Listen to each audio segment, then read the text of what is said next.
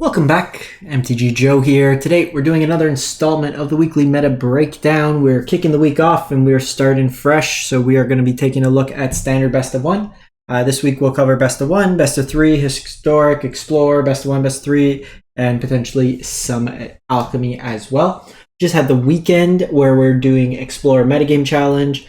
So that's hopefully going to feed a bunch of data into Untapped, what we see here. Just a lot of people playing decks, kind of get us an idea of where the meta sits there. But we are talking about Standard today. So no Lord of the Rings cards here. Standard meta will get a shakeup in the upcoming weeks with Eldraine. We got some spoilers out already for there.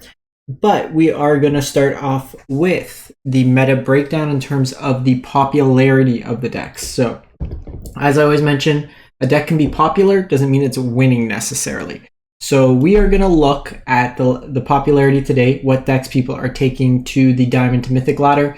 As always, ignore the May 9th to today. It's always kind of the default. We are looking the last week of July as folks are trying to compete for their kind of final placements on the ladder before the reset. So mono white humans at 15%. Biggest riser for the most part, taking over the mono red deck from last week. We have mono red burn at 11.3, followed by mono red aggro shortly behind there, as well as Selesnya Enchantments, pretty much on par, 10.7, 10.6. So kind of just flip-flopping paces from last week. From there, we go to mono black mid-range, mono blue tempo in like the mid single digits. We got a mono black control as well as Azorius Control. So as always, we're going to kind of look at, just kind of take a quick look at the trends, and then we'll go into deck lists itself. I paste all these deck lists. If you want to use Untapped, the link is in the video description to get started, but I'll paste these all, timestamp them when we look at the deck lists themselves if you want to get an idea. But we see from mono white's standpoint, it was like early July. In about the 10s, we saw a peak about 15, and it's just kind of ebbed and flowed all month, where it's been like low to mid-teens, kind of in that sense, and it's kind of overtaken. We see mono red, where it was up to 17% earlier in the month, has come down to about 10. So we see about even like a 7% drop. Selesnya Enchantments was the deck that kind of had a big drop-off and has been creeping up ever so slowly, and kind of finishing up like top 3 in terms of win rates the last couple weeks itself. Outside of that, we see like the mono blue tempo peaked at about 7. It went down to like 2 and has kind of come up. We are seeing mono black mid-range have a resurgence from about the early month. The bans kind of put it down, and then we saw it doing well in best of 3. So interesting statistics there as well. Some folks have asked about matchup data. Given that some of the sample sizes are only in the 100 to 200 games, there's usually not enough aggregated data to really provide that kind of granular breakdown at this point. When like the ladders reset, or if we go into like tournament modes, stuff like that, we can do a deep dive on like the best of 3. It's usually a smaller kind of diversity of decks, so we can usually find a bit more in terms of win rate matrices and stuff like that. So speaking of which, we are doing July 23rd through to the 30th Diamond to Mythic rank.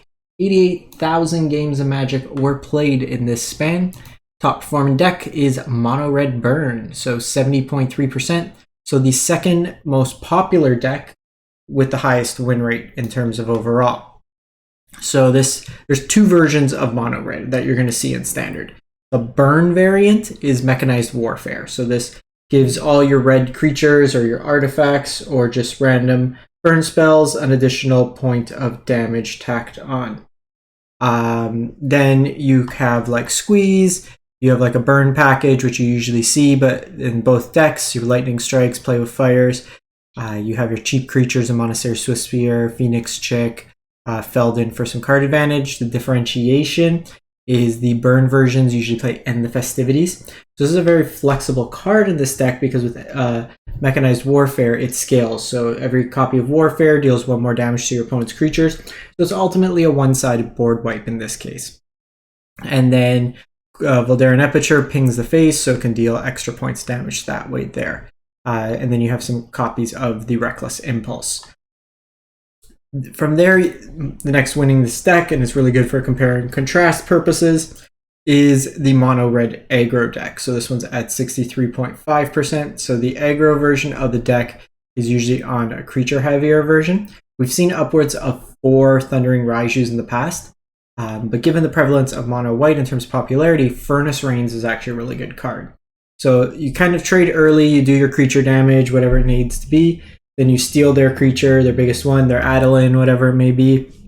You're often racing back and forth, steal their creature, get to attack in, and then you get to create a treasure if it deals combat damage, which could then potentially be used for another spell that turn there.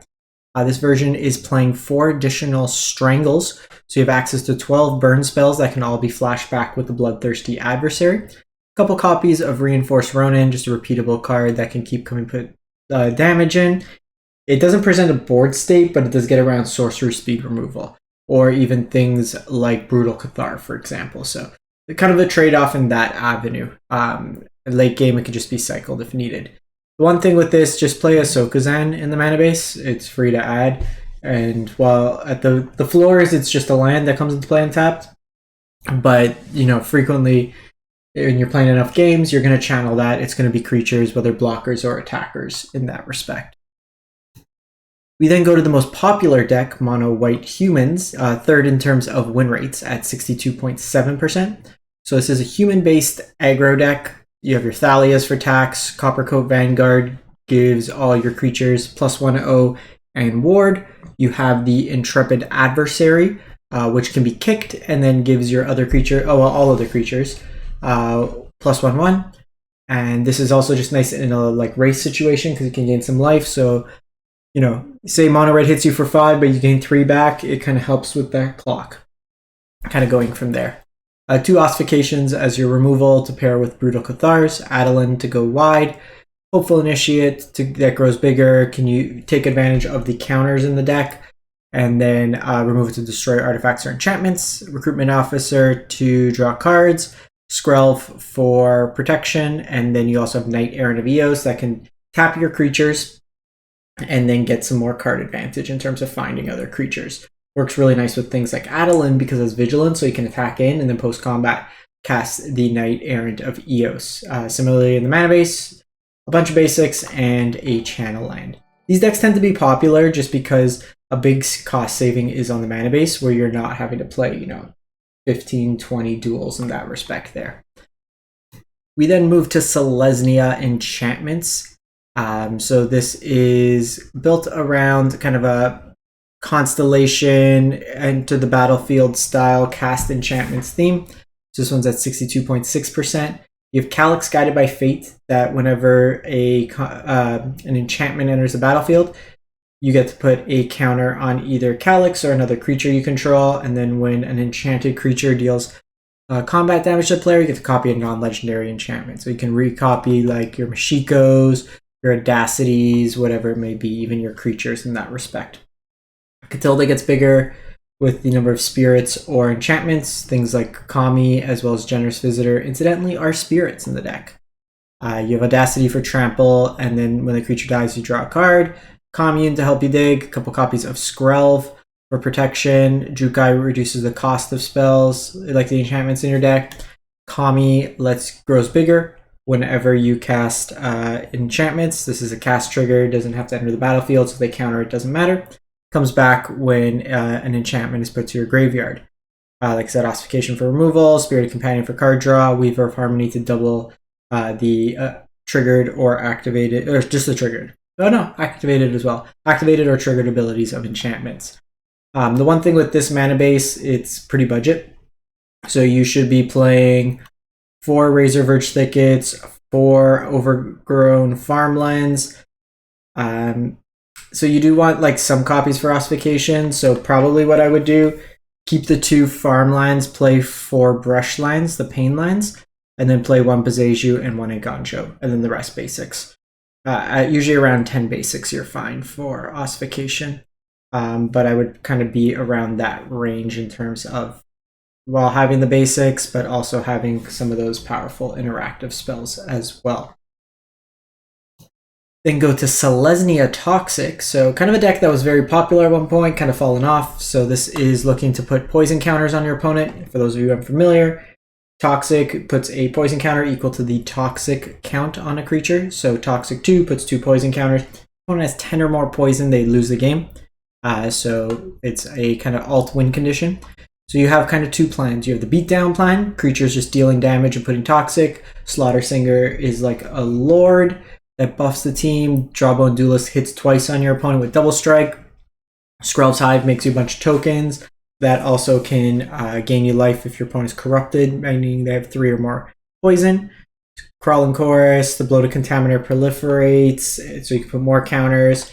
And then Annex Sentries, like your Brutal Cathar that has Toxic. So there's that plan, and then there's also kind of the, well, now if you target my stuff, I Venerated Raw Priest, now you get poison counters. You could target it yourself with Tyvar Stand or Soul Partition as well. And that's any of your creatures, not just the Venerated Raw Priest. And then Skrells for protection as well. 2 Myrics in the mana base to make creatures, and then 3 copies of the Seed Core to pump your little dorks.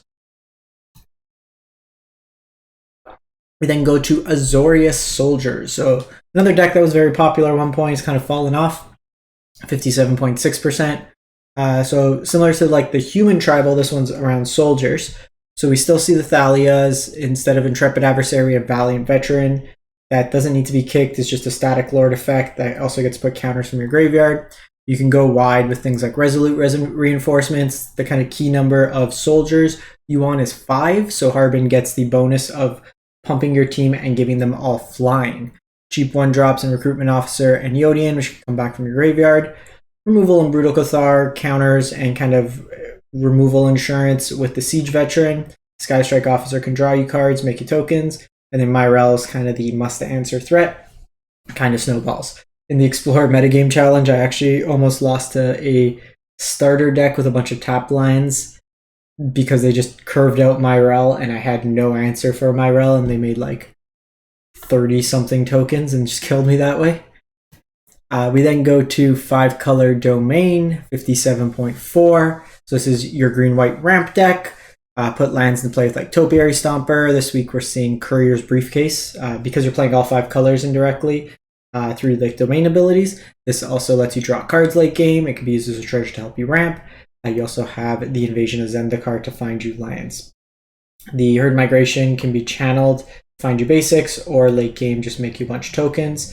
You're playing Triomes as well to enable domain. By getting 1 of each basic line type, you're able to use the Leyline Binding for 1 mana to exile any non-land permanent. Ossifications for removal, Depopulate, Sunfall, all the sweepers in addition to the Leyline Binding. Single copy of Wandering Emperor is actually new this week. We haven't seen this in the past, so it looks like they're shaving down a copy of Archangel for a copy of Wandering Emperor. Archangel is very powerful, but for it to really take advantage of its ability, it's a 5 to 6 mana spell where Wandering Emperor could come in and then just deal with things on turn 4. From there, we go to Mono Black Midrange. So we're getting like a cluster of like the 57-ish win rate deck. So this is pretty much close to the best of 3 version, just ported to best of 1. You have a bunch of powerful black-based cards. So you have Removal, Cut Down, Go for the Throats, Sheoldred's Edict. Gix Command can be used as a sweeper, put counters on things, get lifelink, rebuy creatures, force your opponent to sack a big thing. So a lot of flexibility there. Evolve Sleepers and Mana Sink, draw you cards later in the game. Tenacious Underdog, come back from the graveyard, draw you cards. The Graveyard Trespasser eats away at the graveyard, tough to kill threat that can then transform, just gain you some life. Liliana eats away at the hand, forces your opponent to sack creatures. The Sheoldred card, basically the I hate this card as a mono red player at heart. Gains you a bunch of life, hurts your opponent for just doing game actions. Then you have Phyrexian Fleshgorger. It can be played as a 3-drop or a 7-drop. Gains you life and then has a tough to deal with ward ability, and notably dodges Go for the Throat given that it is an artifact creature. A couple copies of Mishra's Foundry and Attack Enuma in the mana base. Then Mono Blue Tempo. This deck didn't have the highest win rate last week, but it's putting up reasonable results this week. 56.7. This is a very budget-friendly deck. In the main board, you have 6 rares. You have 4 Hadijin, that power is equal to the number of instant sorceries in your graveyard. It gives you a cost reduction on said instant sorceries. as well as 2 copies of March of Swirling Mist, which can protect your spells. The core of the deck is basically counter your opponent's stuff, bounce your opponent's stuff, or just find ways to put cards into your graveyard. Thirst for Discovery is an example. Similarly, you have like Impulse to find you cards as well.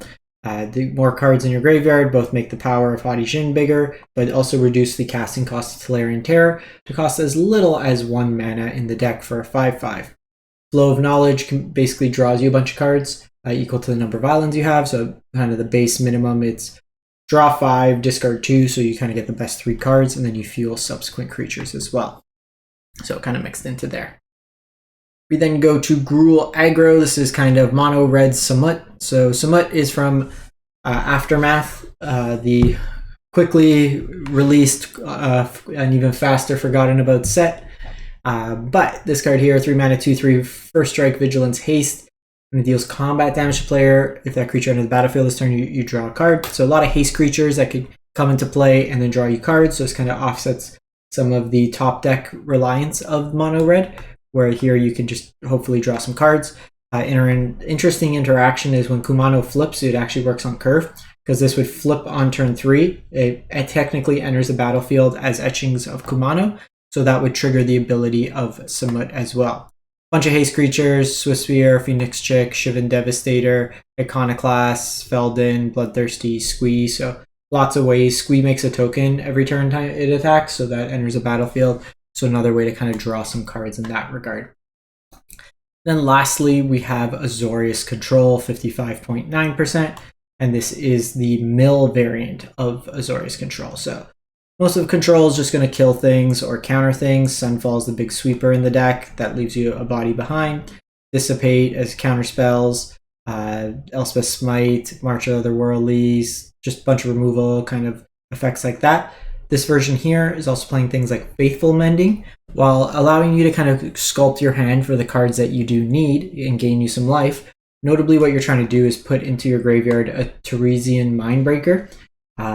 So you can unearth it, and then it comes back, gets haste. When it attacks, player mills half their library. So you combine those types of effects, and then the Jace is minus, and you can just mill your opponent.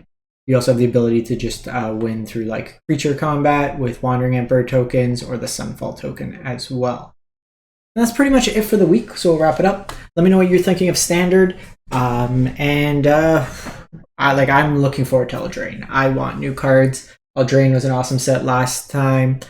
It broke the format, so I don't know if we're getting Oko levels of threats, but it gave me Embercleave, and that was a perfect card. So hopefully we get Embercleave 2. It's just like a dual-sided Embercleave, and it's like 1 mana, and it just wins the game, because that's what I want.